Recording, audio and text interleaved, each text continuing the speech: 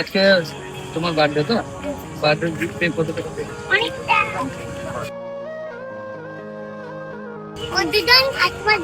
আর আমার তোমাদের গাড়ি একটা কি যেন কিনে দিয়ে বানাবো।